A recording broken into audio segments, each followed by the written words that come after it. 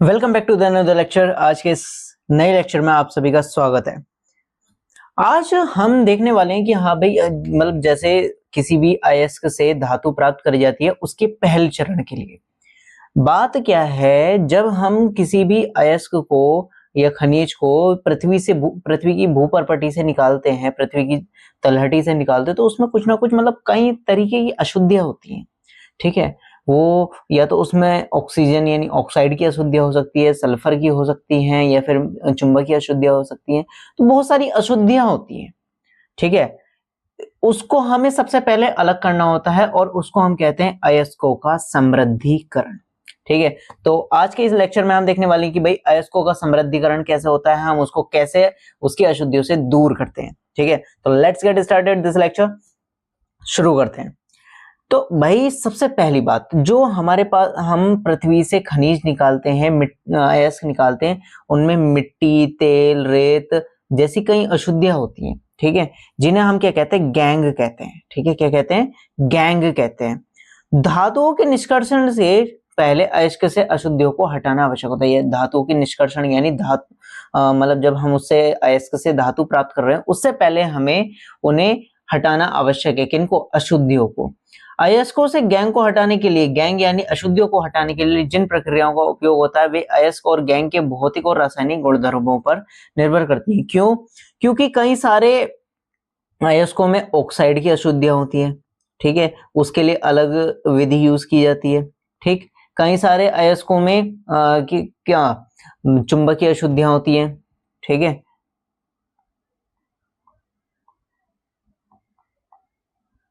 चुंबकीय या अचुंबकीय अशुद्धियां होती हैं। ठीक है, और कई सारे अयस्कों में सल्फर की अशुद्धियां होती है, सल्फाइड की अशुद्धियां होती हैं।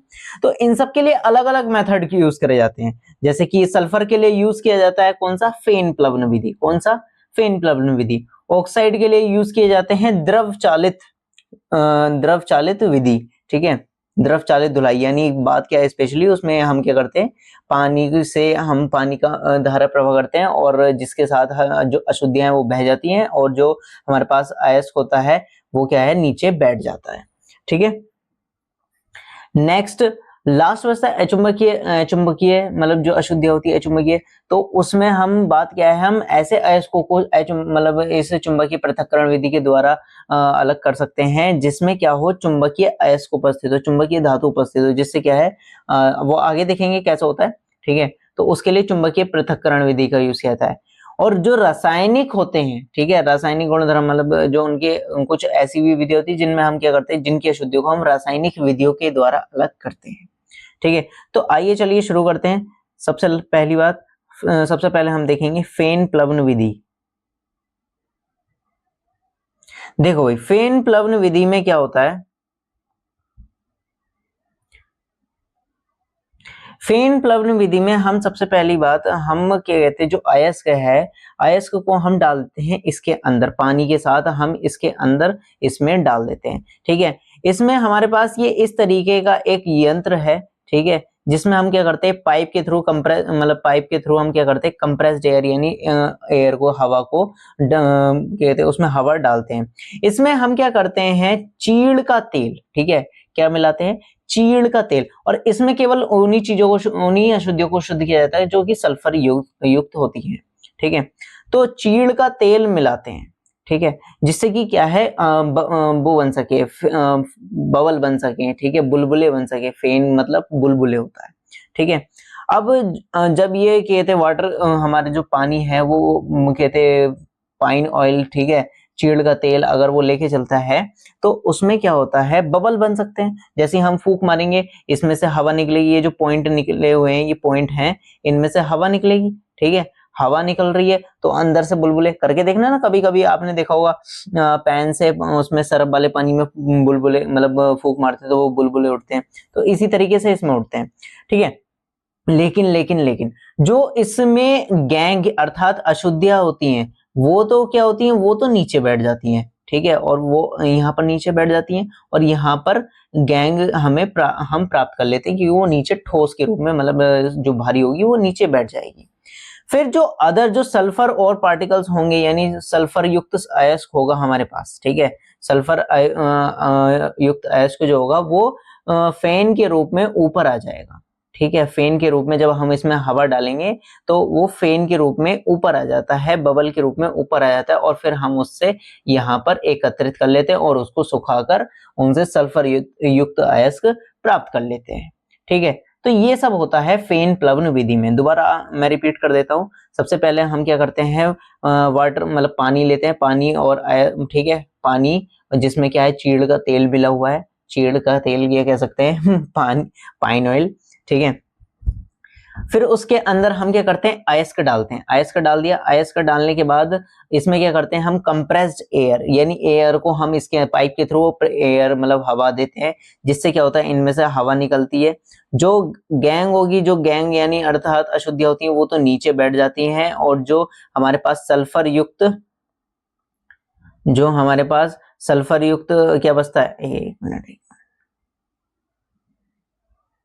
जो हमारे पास सल्फर युक्त पार्टिकल्स अयस्क बचता है वो ऊपर यहाँ पर फेन के रूप में यानी बबल के रूप में आ जाता है, झाग के रूप में आ जाता है।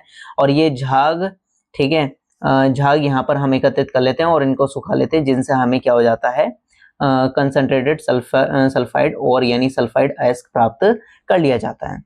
नेक्स्ट आ जाती है चुंबकीय पृथक्करण विधि। हाँ तो भाई अब देखते हैं इसमें क्या होता है। इसमें ऐसे मतलब ऐसे एक मिनट अब ठीक है, इसमें क्या होता है, इसमें हम ऐसे पदार्थों को, ऐसे अयस्कों को शुद्ध करते हैं जिनमें क्या हो, अचुंबकीय अशुद्धियां और उस अयस्क जो हो उसके अंदर चुंबकीय गुण पाए जाते हैं। चुंबकीय गुण क्यों, क्योंकि जिससे वो एक दूसरे को अट्रैक्ट कर सके। इसमें क्या होता है, एक रोलर जो होता है वो तो हमारे पास नॉर्मल होता है जो कि उसको घुमाने का काम कर रहा था। एक हमारे पास विद्युत चुंबकीय रोलर होता है। विद्युत चुंबकीय यानी जब हम उसमें इलेक्ट्रिसिटी फ्लो करते हैं तभी वो चुंबक मतलब चिपकने का काम, मतलब चुंबक की तरह काम करेगा।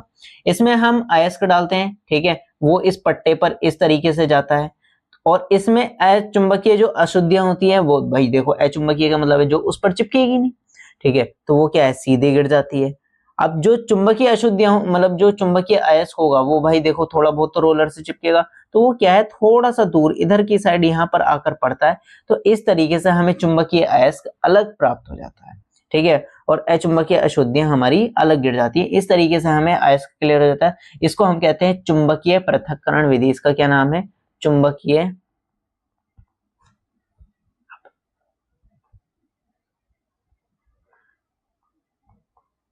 पृथक्करण विधि। ठीक है, ये इतना क्लियर हो गया, बिल्कुल क्लियर है जी। इससे हम चुंबकीय अशुद्धियां। लास्ट आती है कौन सी, द्रव चालित धुलाई। द्रव चालित धुलाई में क्या होता है, द्रव, एक मिनट, द्रव लिखा जा रहा है, द्रव चालित धुलाई।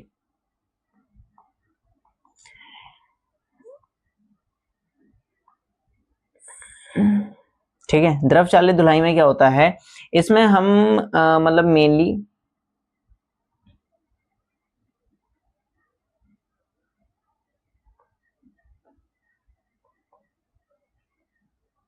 द्रव चालित धुलाई में क्या होता है, द्रव चालित धुलाई में हमारे पास क्या होता है, एक इस तरीके का हम क्या कहते हैं, सरफेस ले लेते हैं जिसमें क्या हो, जिससे हमारा पानी होकर बहे। ठीक है, अब यहाँ पर हम क्या करते हैं, अयस्क डालते हैं इसमें से। ठीक है, यहाँ पर हमने अयस्क डाला, ठीक, यहाँ से हमने पानी का फ्लो बनाया। ठीक है, यहाँ से पानी का फ्लो H2O, ठीक, और यहाँ पर और यानी अयस्क। यहाँ पर जब हमने पानी का फ्लो बनाया तो पानी इसमें इस तरीके से बहता चला जाएगा। ठीक है, पानी जब इस तरीके से बहता चला जाएगा, और जब जो और होगा, अयस्क होगा, अयस्क के जो कण हैं, जो अयस्क के बाहरी कण हैं यानी अयस्क है, वो इसमें एकत्रित हो जाएगा, ये जो गड्ढे हैं। ठीक है, और जो हल्की कहते हैं, जो हमारे पास हल्के वो होते हैं, इसमें गैंग यानी हल्की अशुद्धियां होती हैं, वो पानी के साथ बह जाती है।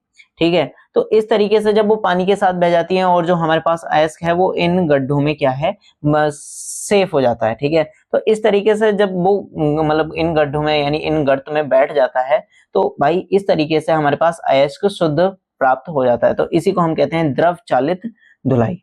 ठीक है, इसमें क्या होता है, हम क्या करते हैं, अयस्क को इस तरीके से हम अलग कर लेते हैं और ये हल्का सा ना सरफेस जो होता है इस तरीके से शेक होता रहता है, शेक होता रहता है। शेक होने की वजह से क्या है, वो जो अशुद्धियां हैं उनमें जो ऊपर आती रहती है, जो हल्की अशुद्धियां होती है, जिससे वो क्या है आसानी से अलग हो जाता है। एक तरह से आपके घर में जैसे छाछ को ऐसा करते हैं ना, छाछ को हिला के मम्मी सफाई करती है अनाज की, ठीक है, आपने देखा होगा अगर आप गाँव के बैकग्राउंड से आते हैं तो उस तरीके से एक रिएक्शन होती है, ठीक है, रिएक्शन नहीं कह रहा हूं, सॉरी एक्टिविटी। नेक्स्ट आ जाता है, अब भाई ये तो हो गए हमारे पास सारे अयस्कों का सांद्रण, हम इस तरीके से अयस्कों को शुद्ध कर लेते हैं।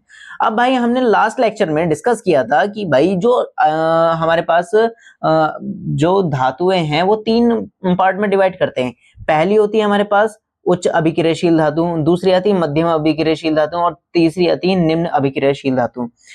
तो अयस्क से धातु कैसे प्राप्त करते हैं, जो उच्च अभिक्रियाशील धातुएं होती हैं, ठीक है, उच्च अभिक्रियाशील धातुएं जो होती हैं उनको क्या करते हैं, गलित धातु का विद्युत, यानी जो गलित धातु होती है उसका विद्युत अपघटन करा देते हैं और शुद्ध धातु प्राप्त कर लेते हैं, ठीक है, उच्च अभिक्रियाशील धातु में। मध्यम अभिक्रियाशील, जैसे उच्च अभिक्रियाशील धातु में कौन कौन से, जैसे पोटेशियम हो गया, सोडियम हो गया, कैल्शियम हो गया, ये सब आ गए।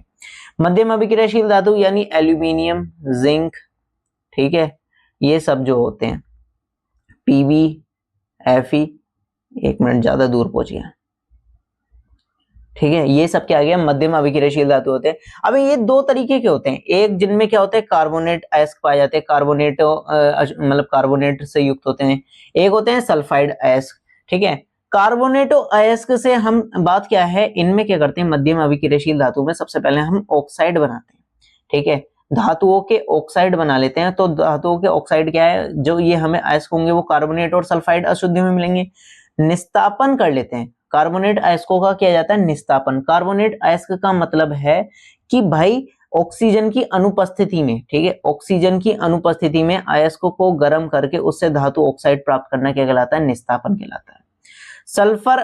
सल्फाइड अयस्क क्या होते हैं कि भाई ऑक्सीजन की उपस्थिति में, वो सॉरी भर्जन, ठीक है, ऑक्सीजन की उपस्थिति में क्या जो हमारा अयस्क है, सल्फाइड युक्त अयस्क है, उसको गर्म करके धातु ऑक्साइड प्राप्त करना क्या कहलाता है, भर्जन कहलाता है, ठीक है, धातु ऑक्साइड प्राप्त करना क्या कहलाता है, भर्जन कहलाता है। फिर इसके बाद हम क्या करते हैं, जो धातु ऑक्साइड होते हैं, अपचयन का मतलब क्या होता है, ऑक्सीजन की हानि, तो इसमें से क्या करते हैं, हम ऑक्साइड को अलग करते हैं, ऑक्सीजन को अलग करते हैं, धातुओं का अपचयन कराते हैं और उसके बाद शुद्ध धातु प्राप्त कर लेते हैं, ठीक है। फिर इसके बाद तीसरे आते हैं हमारे पास निम्न अभिक्रियाशील धातु, ठीक है।